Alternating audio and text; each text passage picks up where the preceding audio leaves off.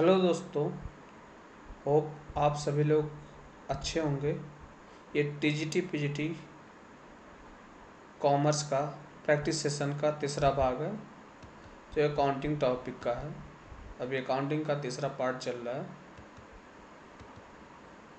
चलिए आगे क्वेश्चन की तरफ बढ़ते हैं। पहला क्वेश्चन है, which are the following method of inventory costing L highest taxable income. Means inventory लागत की निम्नलिखित में से कौन सी विधि उच्चतम कर आय उत्पन्न करती है। पहला ऑप्शन दिया है फीफो, दूसरा ऑप्शन दिया है लिफो, तीसरा ऑप्शन दिया है एवोको और अरेंज कॉस्ट, चौथा ऑप्शन दिया है स्टैंडर्ड कॉस्ट मेथड। इसमें से सही आंसर क्या होगा, फीफो, लिफो, एवरेज कॉस्ट या स्टैंडर्ड कॉस्ट मेथड। चलिए आंसर इसका देखते हैं। सही आंसर है ए, फीफो। आंसर के रिगार्डिंग कुछ पॉइंट है जिसको हम आपको दिखाते हैं। लिखा, FIFO method is inventory costing L highest taxable income first in first out और फीफो। फीफो का full form first in first out. Apply the earliest cost first in rising markets. FIFO L to lowest cast of goods sold and the highest taxable income. मतलब inventory लागत के FIFO तरीकों से उच्चतम कर योग आय प्राप्त होती है। फर्स्ट इन फर्स्ट आउट या फीफो सबसे पहले शुरुआती लागतें लागू करता है। उभरते बाजारों में फीफो बेची गई वस्तुओं की सबसे कम लागत और उच्चतम कर योग आय देता है। यह आंसर के बारे में थोड़ा सा ब्रीफ है जिससे आपको हेल्प मिलेगी कि फीफो इसमें किस तरह से आंसर होगा। चलिए नेक्स्ट क्वेश्चन पे देखते हैं। Which are the following methods of inventory costing produce ending stock cost close to the market value of inventory. मतलब इन्वेंट्री लागत निर्धारण की निम्नलिखित विधियों में से कौन सी अंतिम लागत इन्वेंट्री के बाजार मूल्य के करीब उत्पन्न करती है। पहला ऑप्शन है फीफो, दूसरा ऑप्शन है लिफो, तीसरा ऑप्शन है एवरेज कास्ट, चौथा ऑप्शन है स्टैंडर्ड कॉस्ट मेथड। इसका सही ऑप्शन क्या होगा,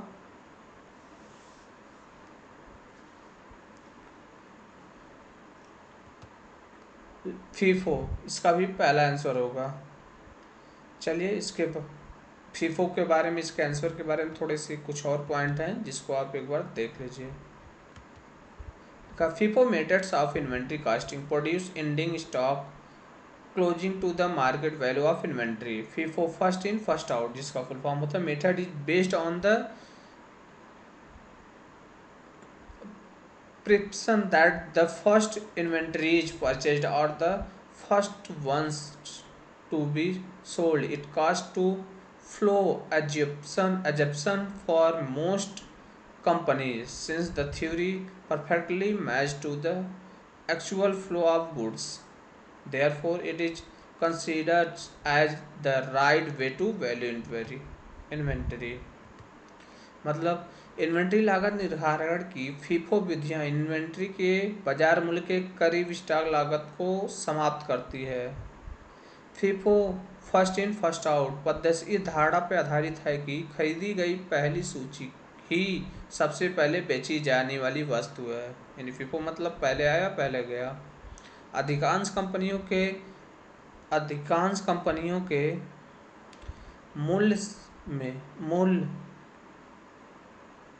कंपनियों के लिए यह लागत प्रभाव धारणा है क्योंकि यह सिद्धांत वस्तुओं के वास्तविक प्रभाव से पूरी तरह से मेल खाता है, इसलिए इसे इन्वेंट्री के मूल्य निर्धारण का सही तरीका माना जाता है।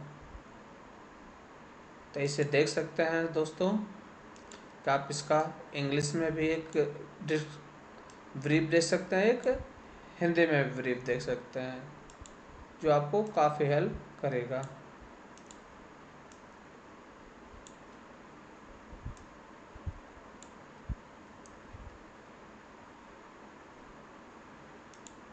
चलिए दोस्तों नेक्स्ट क्वेश्चन पे बढ़ते हैं। Which of the following methods of inventory costing method is supposed to issue the most recently purchased good? मतलब इन्वेंट्री लागत निर्धारण पद्धति की निम्नलिखित में से कौन सी विधि सबसे हाल ही में खरीदे गए सामान को जारी करने वाली है? पहला ऑप्शन है फीफो, दूसरा ऑप्शन है लीफो, तीसरा ऑप्शन है वही सेम एवरेज कास्ट, चौथा ऑप्शन है स्टैंडर्ड कास्ट मेथड। इसका सही ऑप्शन क्या होगा? इसका सही आंसर होगा LIFO, second number.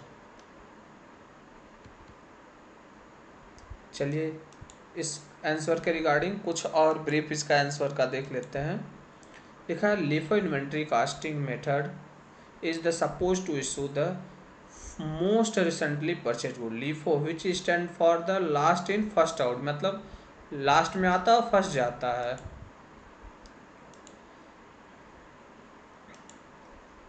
Last in first out.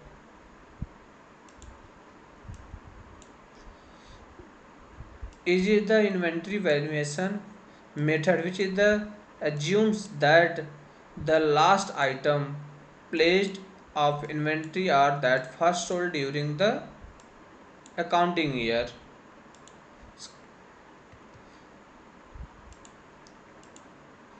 मतलब कि माना जाता है कि लीफो इन्वेंट्री लागत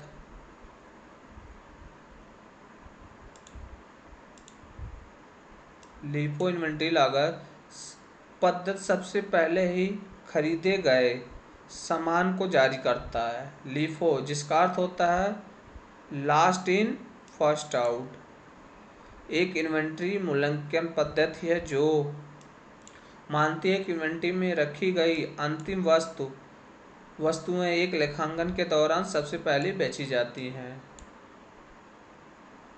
इन्वेंट्री में रखी गई अंतिम वस्तु यानी सबसे लास्ट वाली वस्तु सबसे पहले बेची जाती है। चलिए नेक्स्ट आंसर पे देखते हैं।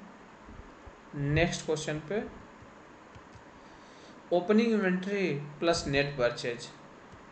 पहला ऑप्शन है एंडिंग इन्वेंट्री, दूसरा ऑप्शन है क्लोजिंग स्टॉक, तीसरा ऑप्शन है कास्ट ऑफ गुड मैन्युफैक्चर्ड, चौथा ऑप्शन है cost of good available for sale. इसका सही आंसर क्या होगा?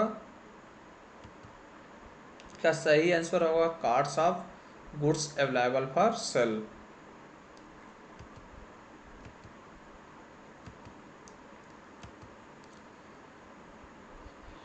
Opening inventory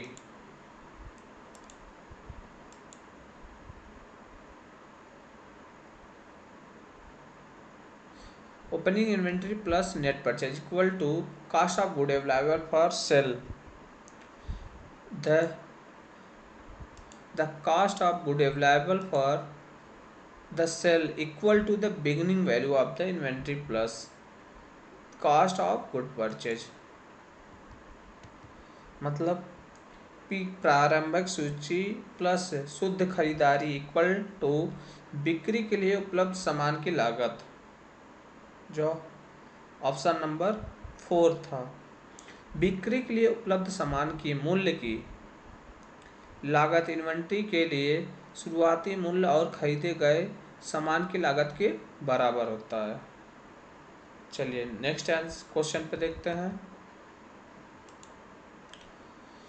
cast of good available for sale minus closing inventory. पहला ऑप्शन है ओपनिंग इन्वेंट्री, दूसरा cost of opening finish goods inventory, तीसरा ऑप्शन है work in progress ending inventory, चौथा है कास्ट ऑफ गुड सोल्ड। तो इसका सही आंसर क्या होगा? इसके बराबर कौन होगा? Cost of good available for the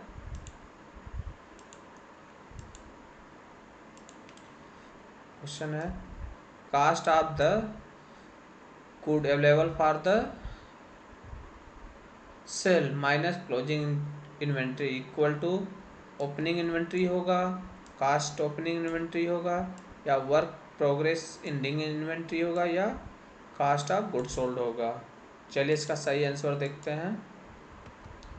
सही आंसर होगा cost of good sold, option number 4। चलिए इस क्वेश्चन आंसर के रिगार्डिंग कुछ ब्रीफ है, उसे भी पढ़ लेते हैं। लिखा है cost of good sold for sale closing activity cost of gold. Same है कि बिक्री के लिए उपलब्ध माल की लागत माइनस समापन सूची इक्वल टू बेचे गए माल की लागत होती है। चलिए नेक्स्ट क्वेश्चन पे देखते हैं। NRV और realisable value of inventory is expected selling price और मार्केट वैल्यू लेस। पहला ऑप्शन है फीफो होगा, दूसरा वैल्यू है कैरी वैल्यू ऑफ इन्वेंट्री, तीसरा ऑप्शन है expenses necessary to complete sale, चौथा ऑप्शन है रिप्लेसमेंट ऑफ कास्ट। इसका सही आंसर क्या होगा?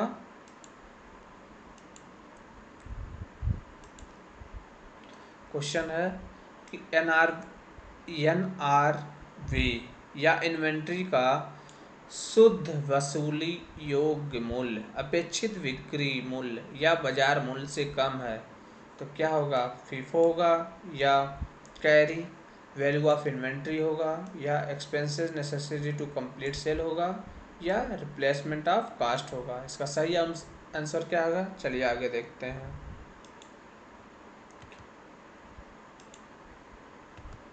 सही आंसर होगा third number, expenses necessary to complete sale. चलिए आगे इसका ब्रीफ देख लेते हैं।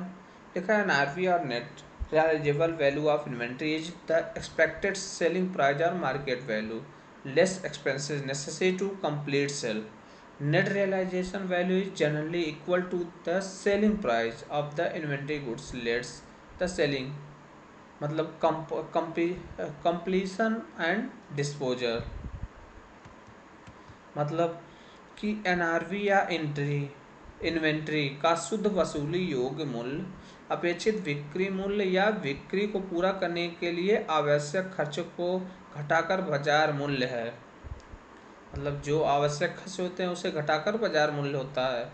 शुद्ध वसूली योग्य मूल्य आमतौर पर इन्वेंट्री माल के विक्रय मूल्य के बराबर होता है जिसमें विक्रय लागत पूर्णतः या निपटान मतलब डिस्पोजल कम होती है।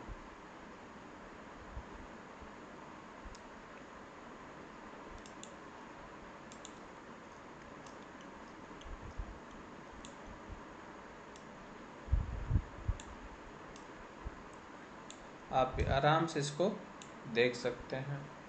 चलिए आगे बढ़ते हैं।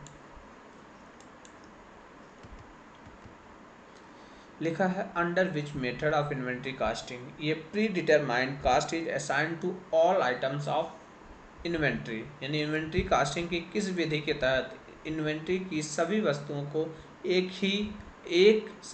को एक पूर्व निर्धारित कास्ट सौंपी जाती है। पहला ऑप्शन है रिप्लेसमेंट कास्ट मेथड, दूसरा ऑप्शन है स्टैंडर्ड कास्ट मेथड, चौथा ऑप्शन है एवरेज कास्ट, पांचवा मेथड है फीफो मेथड। इसमें से कौन सा आंसर होगा? चलिए आगे देखते हैं। इसका सही आंसर होगा स्टैंडर्ड कास्ट मेथड।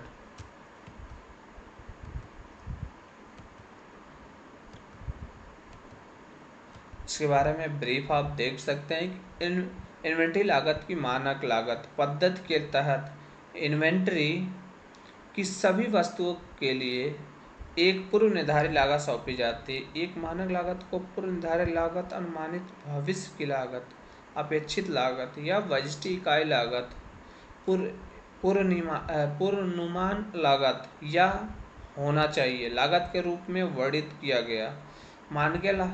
मानक लागत अक्सर निर्माता की वार्षिक लाभ योजना और परिचालन बजट का एक अभिन्न अंग होती है।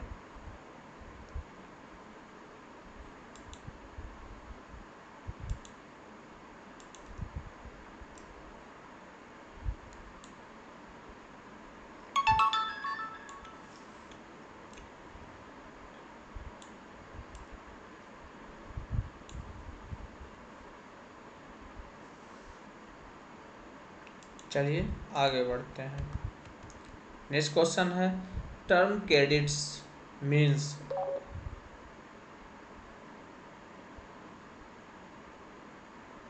बाय द बिजनेस, यानी क्रेडिट शब्द का अर्थ है व्यवसाय द्वारा।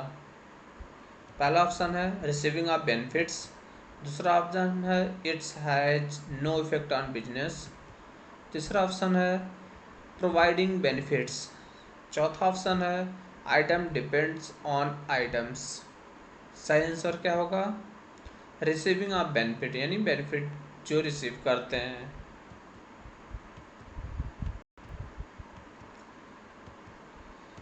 इसके बारे में कह सकते हैं क्रेडिट शब्द का अर्थ व्यवसाय द्वारा लाभ प्राप्त करना होता है, यानी क्रेडिट मतलब हमारे व्यवसाय को जो प्राप्त होता है।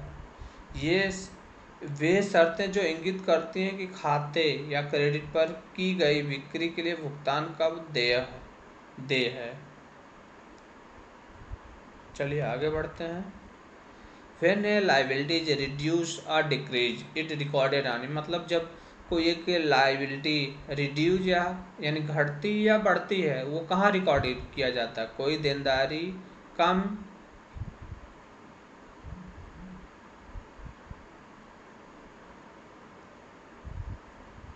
कम या कम हो जाती है तो इसे किस में दर्ज किया जाता है? यानी एक लाइबिलिटी रिड्यूज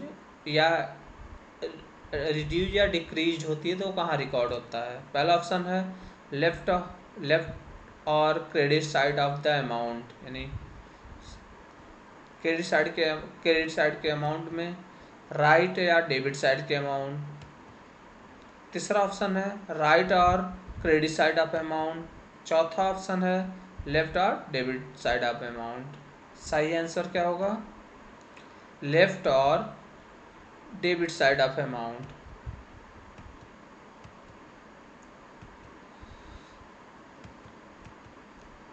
जब कोई देनदारी कम हो जाती है तो इसे खाते के बाईं ओर या डेबिट पक्ष में दर्ज किया जाता है।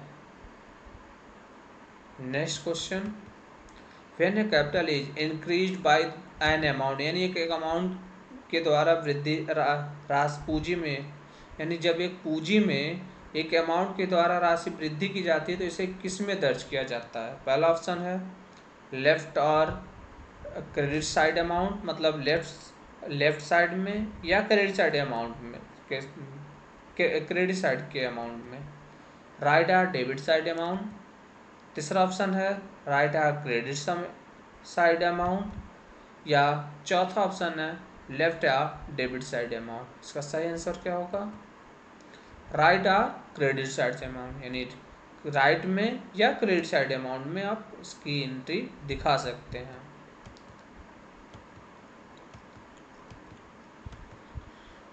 जब पूंजी में, इसका एक ब्रीफ है, जब पूंजी में किसी राशि की वृद्धि होती है तो इसे खाते के दाईं ओर, यानी खाते के दाईं ओर या क्रेडिट पक्ष में दर्ज किया जाता है। नेक्स्ट क्वेश्चन, ये 10 क्वेश्चनों का सीरीज था दोस्तों। आशा करते हैं आप लोगों को पसंद आया है। नेक्स्ट पार्ट जल्दी आएंगे। कृपया चैनल को सब्सक्राइब और लाइक ज़रूर करें और अपने दोस्तों को ज़रूर शेयर करें। Thank you.